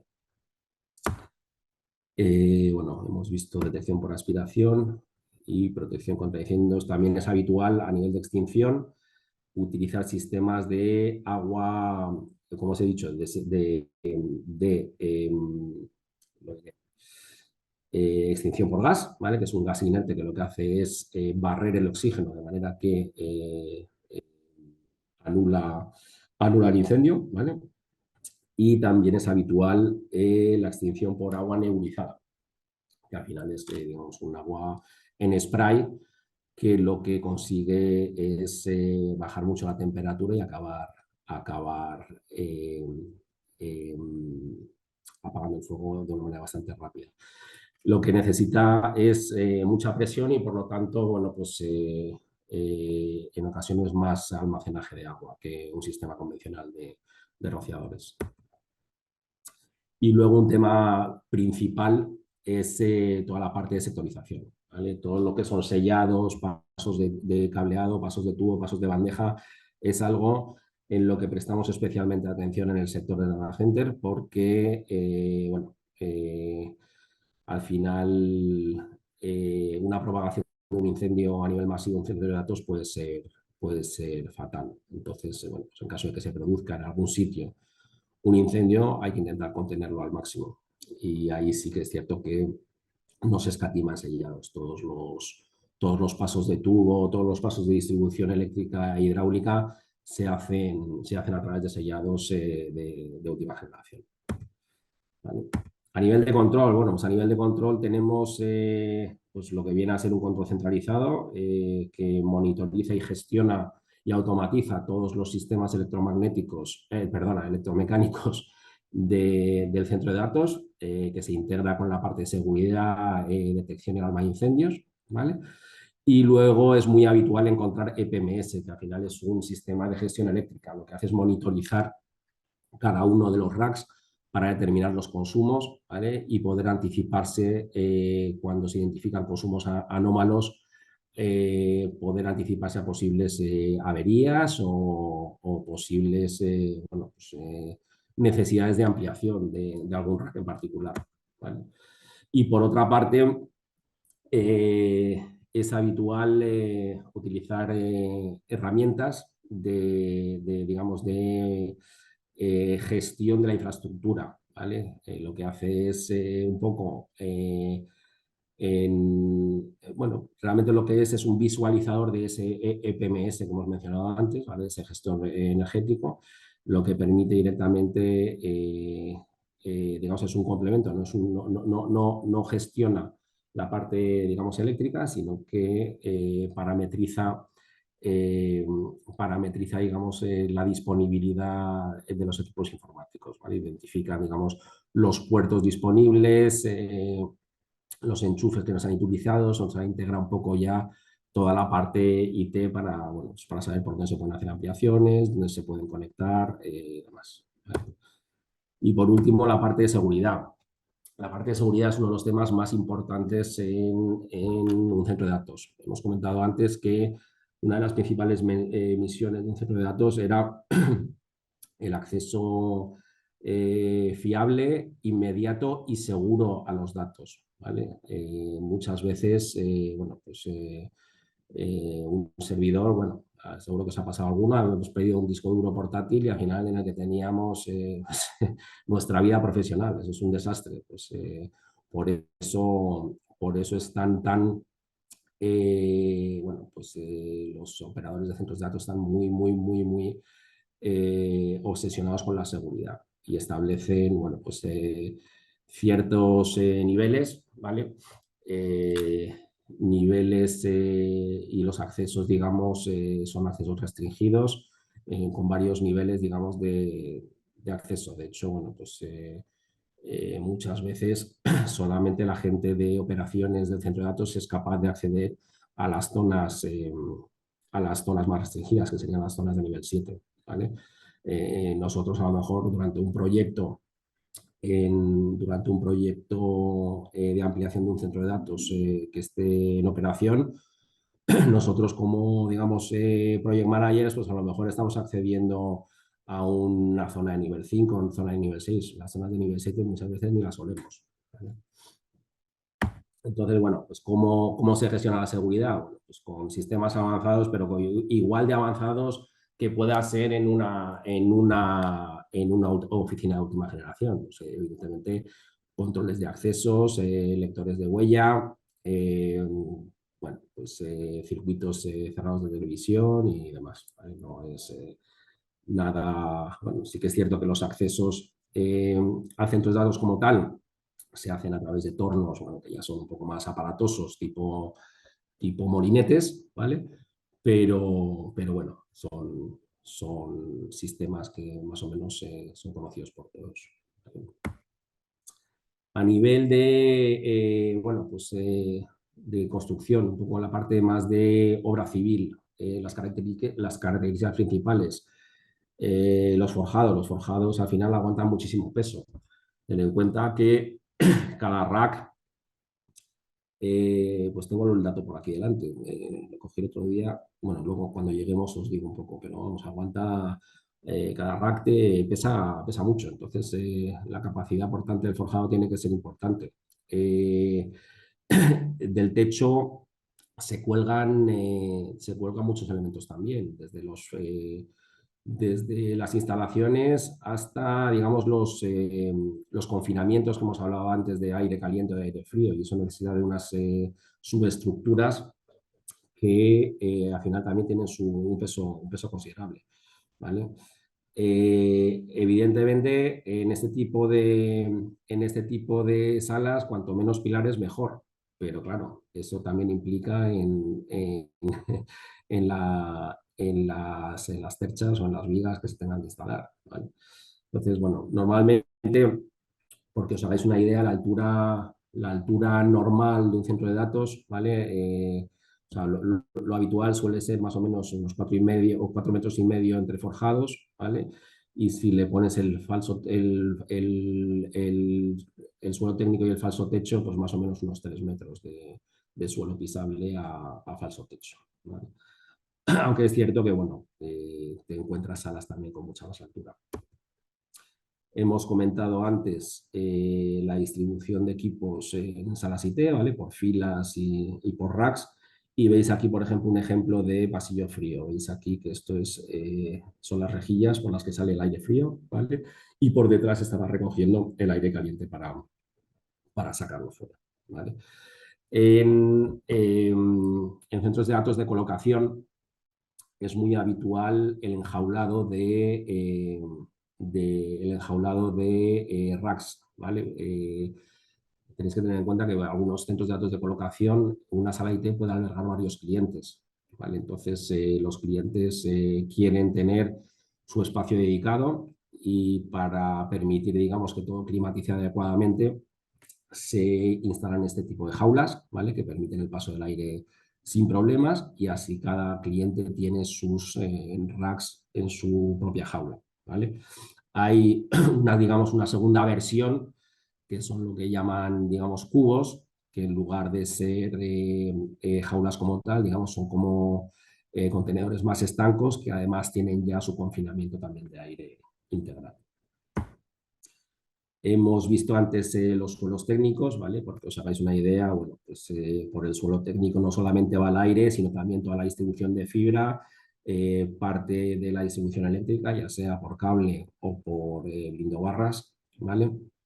Y además en ese suelo técnico es donde se encastran las rejillas que nos van a permitir la salida de aire, ¿vale? Como hemos comentado antes, muy importante la toma de tierra de todos los pedestales del suelo técnico, ¿vale? Aquí es un poco lo que os comentaba antes, ¿vale? Pues eso, estamos hablando de algunos racks que pueden estar pues en torno a bueno, 350 libras por pie cuadrado, pues esto igual son, pues mira, ahora mismo la conversión no sé decirosla, ¿vale? Pero vamos, aproximadamente puede ser unos 400 kilos por metro cuadrado o incluso más, ¿vale? Vale. Dentro de los racks hay posibilidad de distribuir los servidores, digamos, como yo creo que estamos todos acostumbrados, en horizontal, ¿vale? Que son los clásicos que tienen, los racks tienen unas UEs y es donde se encastran, digamos, los servidores, o en vertical, que es lo que llaman tipo Blade, que, bueno, pues tiene otra configuración. Ni mejor ni peor, cada uno tiene su característica y listo, ¿sabes? Bueno, aquí podéis ver, por ejemplo, que el servidores Blade en esta configuración pues tiene un peso de hasta 250 kilos y esto pues a lo mejor tiene 80 centímetros de alto, ¿vale? Bueno, a nivel, digamos, constructivo y de instalaciones, he terminado. Entonces, si os parece, si tenéis preguntas de este bloque, me decís, y si no, paso directamente a algunos, bueno, pues algunos enfoques bueno, particulares de este sector o de este tipo de proyectos. ¿Alguna pregunta?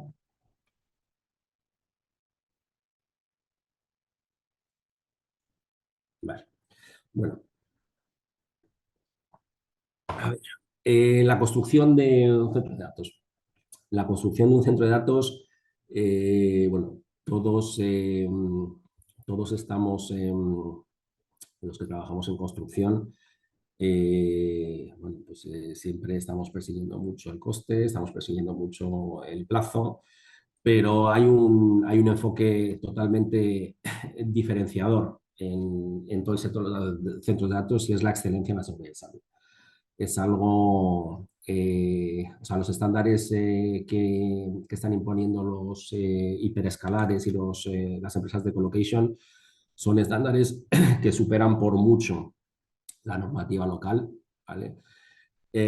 Superan por mucho la normativa local porque van mucho más allá, ¿vale? Se presta especial atención en inducir y formar adecuadamente a todo el personal del proyecto. La seguridad no es solamente responsabilidad del coordinador de seguridad y salud, sino de todo el equipo. Los presupuestos de seguridad y salud, os puedo asegurar que son mucho mayores de lo que estamos acostumbrados en el sector de la construcción, ¿vale? Se hace un enfoque muy particular de las actividades de alto riesgo. Digamos que las actividades de alto riesgo, ya sean trabajos en altura, izado de materiales, trabajos eléctricos, etcétera, están muy monitorizadas y eso se integra generalmente mucho dentro o sea, mucha, digamos, interacción entre producción y seguridad de salud para identificar bien por parte de los encargados esas actividades de riesgo. Hay una metodología de planning colaborativo, collaborative planning, ¿vale? Que lo que hace es, pues eso mismo, identificar las actividades de riesgo en la obra, asignárselas a cada uno de los encargados que está en esa zona, de manera que, bueno, pues todo el mundo en la obra es consciente de qué está pasando, ¿vale? Y qué posibles riesgos hay en la misma. Se ven generalmente zonas de exclusión perfectamente delimitadas, se establecen circulaciones de peatones y de maquinaria completamente independizadas. Y bueno, pues lo que buscan todos estos, digamos, desarrolladores, promotores, hiperescalares, colocadores, pues es promover una cultura hiperexigente en materia de seguridad. Porque al final tienen interiorizado que un proyecto sin accidentes es un proyecto exitoso. Y hay que decir que realmente eh, se trabaja con muchísimo contenido eléctrico en un centro de datos y con muchísima concentración de trabajos simultáneos y al final es complicado gestionar todas esas high risk activities, ¿vale? Y luego, bueno, pues evidentemente asociado a la parte eléctrica hay un control hiper estricto con procedimientos industriales para la autorización de alimentaciones eléctricas una vez que se ha energizado el centro de datos, porque bueno, pues, el problema de los arcos eléctricos es, eh, es importante, es un riesgo muy importante. Y luego, bueno, pues es cierto que se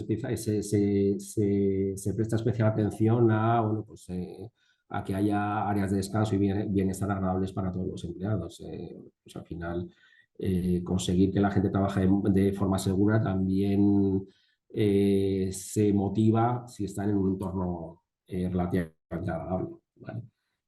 He ido primero a la seguridad, básicamente porque la gestión de la planificación es importante, pero no es tan, digamos, tan diferente a lo que hacemos en construcción, ¿no? Generalmente los centros de proyectos, o sea, los proyectos de centros de datos son proyectos, bueno, pues, con presupuestos muy elevados, ¿vale? Podemos estar hablando a lo mejor de entre, digamos, 7 y a lo mejor 12.000 euros por kilovatio, ¿vale? Entonces, pues un centro de datos de 10 megavatios, pues os podéis hacer una idea, ¿no? de lo que puede costar. Entonces, son en torno a 100 millones de euros, que bueno, es una inversión bastante elevada. Entonces, el dinero, bueno, pues el dinero está ahí, entonces lo que hay que hacer es una gestión adecuada de la planificación y de los hitos. Los hitos principales de un proyecto de centro de datos se replican de un proyecto a otro. Realmente es lo más importante es el inicio de construcción, la finalización de la cimentación y el cierre de aguas, el weather tight, ¿vale?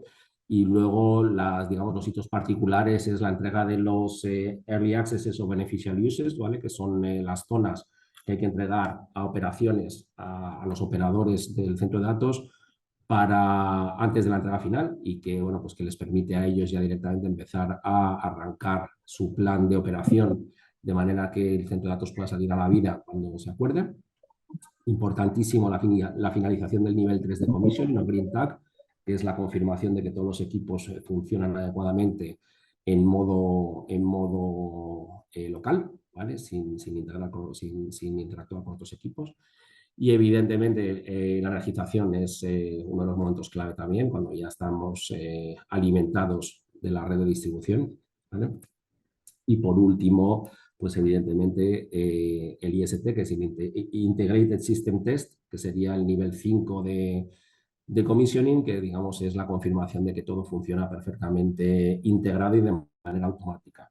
Y por último, pues evidentemente la entrega a operaciones y el certificado final de obra, ¿vale? Esos son, digamos, los hitos más clave de un proyecto de centro de datos. Bueno, tenía aquí preparar un pequeño glosario, pero bueno, tampoco tiene mucha relevancia. Simplemente porque sepáis, se habla mucho de fibra oscura. La fibra oscura, digamos que es fibra que llega al edificio, pero que no está en uso, ¿vale? No está en uso porque no ha entrado, porque no se está usando, o bien porque está de reserva, ¿vale? La latencia, pues hemos comentado antes, que es un poco el tiempo que tardan en llegar los datos, ¿vale? Y bueno, pues ahí al final el round trip time pues es lo que tarda en ir y volver la información. Y igual que teníamos antes el índice PUE, que es el índice de potencia, pues tenemos también el Water Usage Effectiveness, ¿vale? Que aplica más a los centros de datos con climatización evaporativa y que en lugar de ser agua dividida por agua, pues realmente lo que es consumo de agua dividido por la energía IT consumida, ¿vale? Bueno, es de menos uso, es mucho más expandido el PUE que el WUE, pero bueno, es culturilla general, ¿vale? Y luego, bueno, pues ves también, pues son bueno, soluciones un poco más innovadoras a nivel de size y de baterías, ¿vale? Pues he llegado al final. Os sugiero que lancéis las preguntas que se os ocurran e intentaré darles respuesta. Muchas gracias, Víctor. Bueno, pues como acaba de decir él, si tenéis alguna duda, preguntas, inquietudes, pues adelante, habéis vuestro micrófono, es el momento de formularlas. Cuando queráis. Oye, una cosa, yo antes de que nadie haga ninguna pregunta, le quería agradecer a Víctor la excelente exposición que ha hecho, porque la verdad es que ha estado... Yo te lo agradezco mucho, Alfonso. Yo a quien quiero agradecerle también es a mi compañero Carmelo Cosín, ¿vale? Carmelo es una eminencia en el sector del data center y he de reconocer que el 80% de la presentación me ha ayudado a él a hacerla, ¿vale? Entonces merece el agradecimiento porque sin él, desde luego, me hubiera sido muy difícil hacer una exposición probablemente tan larga.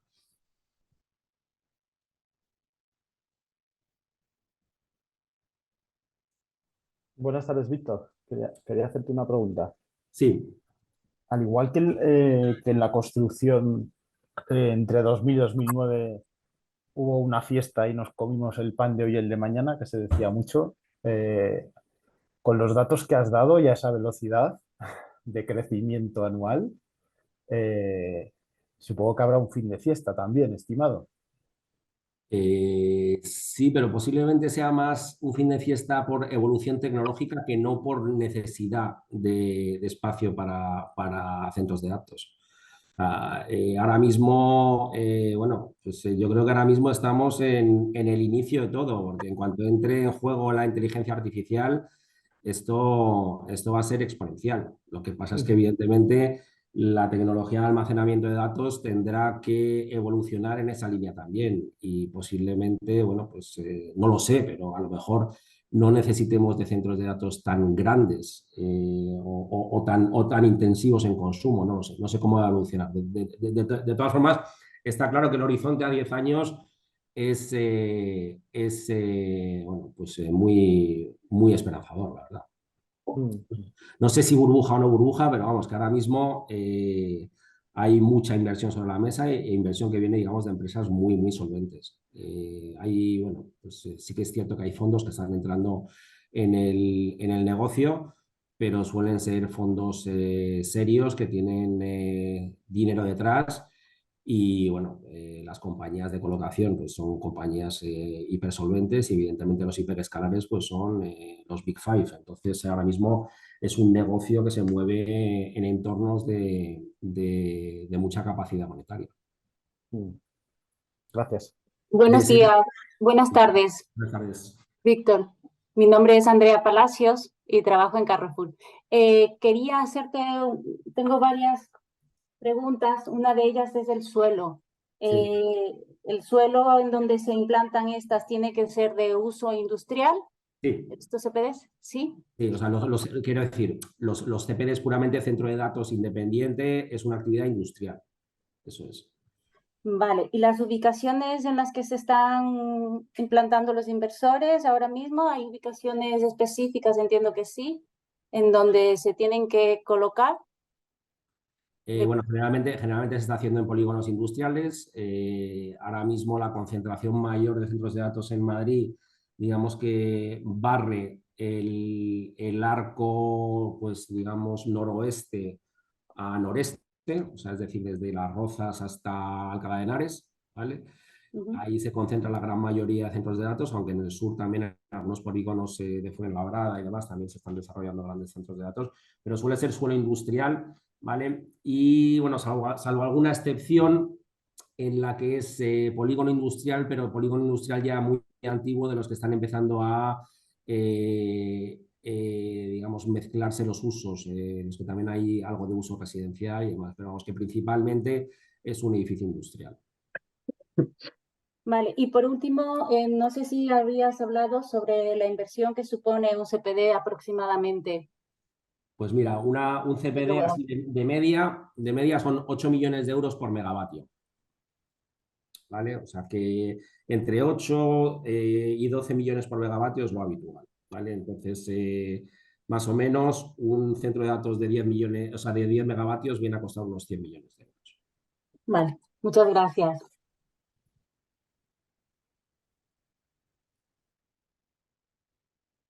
¿Alguna pregunta más?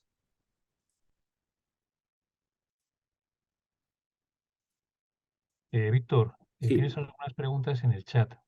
Si le pinchas el botón de abajo, Mira, sí, aparece. espérate un segundo. Muy bien. Vale, creo que la primera que veo es como Project Manager a nivel de contratación se suele ejecutar con contratista único y ese subcontrata los distintos paquetes. Bueno, eso es una muy buena pregunta. Vamos a ver. Lo más habitual, ¿vale? Lo más habitual es que el desarrollador compre los equipos principales. Los equipos principales son los elementos de media tensión, generadores, cracks, UPS y enfriadoras. Eso supone aproximadamente el 60% del coste de construcción, ¿vale? Entonces, el paquete que le queda al contratista, generalmente suele ser un contratista general, suele ser el restante 40%, ¿vale? La figura del contract manager en este tipo de proyectos es bastante importante, ¿vale? Porque es gestionar no solamente el contrato del contratista, sino además los contratos con los diferentes fabricantes. Y por lo tanto, muy importante también lo que es la integración a nivel de planificación de esas llegadas de equipos grandes a la hora para integrarla con la planificación de ejecución, ¿vale? Contratación paquetizada, bueno, pues también se hace. Eso también depende un poco de, bueno, pues del cliente o de la compañía de Project Management.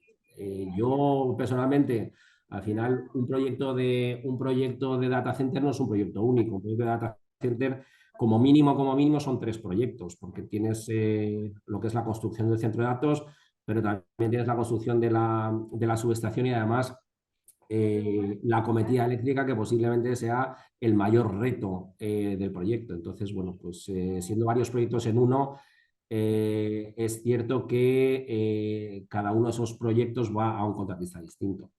Yo, salvo en ocasiones muy puntuales, no me he encontrado con la figura de la paquetización hasta límites muy, muy, muy pequeños, ¿vale? Siguiente pregunta, veo ¿qué expectativas hay en el futuro de este tipo de edificios en cuanto a la construcción de los mismos y en qué zonas se prevé? Bueno, yo creo que medio contestado antes con la pregunta de Andrea. Lo que se busca generalmente son suelos industriales, ¿vale? Y el crecimiento a futuro pues será el que nos permita la disponibilidad de energía y una normativa unificada.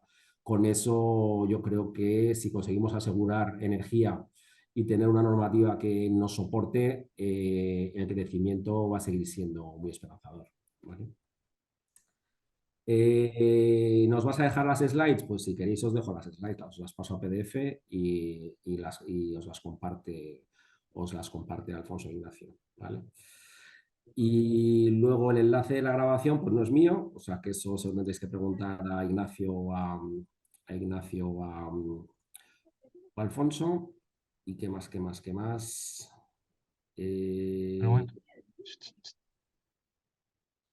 A ver. Aquí entiendo que se generan 2 tipos de proyectos, uno a nivel de obra civil para la construcción del edificio en sí y otro exclusivo de instalaciones. Pues sí es muy habitual que esa diferenciación se haga de una manera bastante clara, ¿vale? Al final,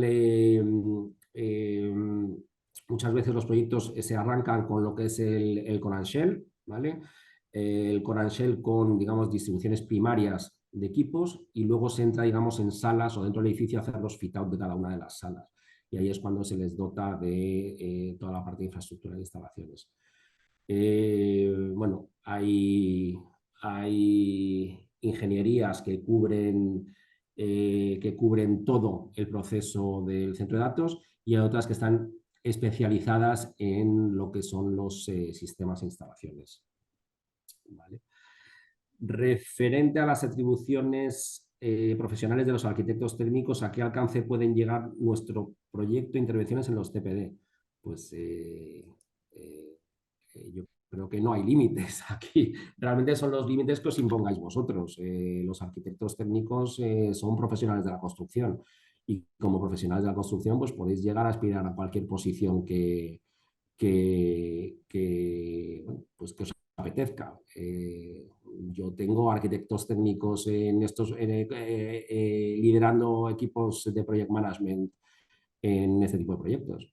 Igual que tengo ingenieros industriales o tengo arquitectos. O sea que al final no es cierto que la carga de instalaciones es mayor que de lo habitual, pero bueno, pues no deja de ser construcción y no deja de ser project management, ¿vale? La formación de los técnicos especializados, ¿quién la está impartiendo? Pues mira, eso es una buena pregunta. Ahí ahora mismo Spain DC está organizando formaciones bastante interesantes a través de DCD y creo que es una plataforma bastante interesante. Imparten cursos no solamente a nivel de operación de centro de datos, sino también a nivel de proyectos y construcción, ¿vale? Y luego, hola Andrea, Fran, Vicente, suelen ubicarse cerca de las autopistas. Pues bueno, a veces suelen ubicarse cerca de las autopistas y otras veces no tanto. Interxion, por ejemplo, tiene sus centros de datos en el polígono de Julián Cavarillo y bueno, pues la M40 no está tan cerca. Entonces, lo que sí que hay que asegurar, evidentemente, es el acceso a la fibra y el acceso a la energía. Eso es lo principal. Y que estén en suelo industrial. Y yo creo que se produce mucha contaminación del suelo en estos activos. ¿Cómo se trata? Bueno, vamos a ver. En principio, la contaminación en este tipo de proyectos debería ser nula, ¿vale? Se producen contaminaciones en caso de, bueno, pues, accidentes. Pues, accidentes, ¿qué tipo de accidentes puede haber? Pues un tanque de gasoil que tenga fugas, pero eso no es habitual. Son tanques de gasoil que tienen doble camisa y que no deberían generar fugas. Y lo único podría ser los ácidos de las baterías. ¿Vale? Los ácidos de las baterías sí que es cierto que, bueno, es cierto que van en interior, que van bien protegidos, pero es, digamos, el elemento que potencialmente podría ser más contaminante a nivel de suelo, pero vamos, que no es habitual que un centro de datos contamine suelos. ¿Vale? Básicamente porque no hay una actividad que bueno, pues que sea especialmente contaminante. ¿Vale? Y yo creo que con esto... Víctor, perdona, tengo una última pregunta, perdona. Sí.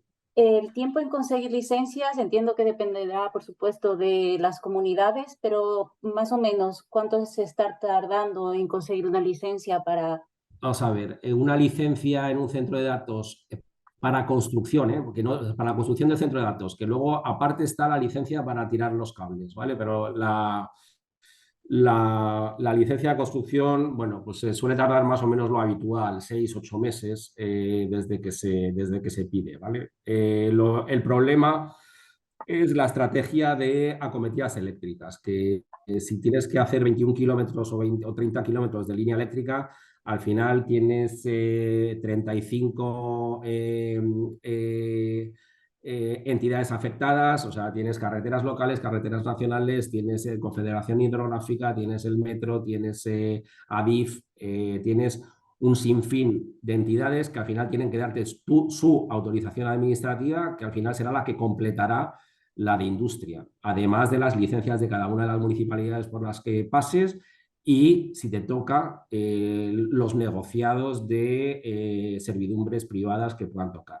O sea, que realmente construir un data center a nivel de licencias, pues es como otro proyecto normal, 6-8 meses, pero el mayor reto realmente es la parte de licencias de las acometidas, si tienes que traerte el cable desde lejos. Y aproximadamente en el punto más desfavorable, es decir, tomando estos riesgos, ¿qué tiempo estáis estimando? Es que eso puede depender incluso de una ampliación de una subestación. O sea, puedes tener suerte y gestionarlo en 12 a 15 meses y se te puede complicar el tema e irte a 3 años y medio, 4 años. O sea, que realmente el asegurar la energía es el punto más crítico y en el que más atención hay que prestar desde la fase de planeamiento. Vale, muchas gracias. Vale, y Gracias por tu luego exposición. veo aquí costes de construcción medios. Bueno, pues es un poco lo que os he comentado antes. Tener en cuenta que los equipos principales suponen en torno a 60% de la inversión y que un centro de datos de 10 megavatios pues viene a costar unos 100 millones de euros, ¿vale? Plazo medio de amortización para un CPD de 100 millones de euros. Esto, bueno, pues eso tendría que preguntárselo a mis clientes. No son datos que me den ellos directamente, pero bueno, se amortiza y se amortiza muy rápido, porque se paga mucho por el suelo de Salaite.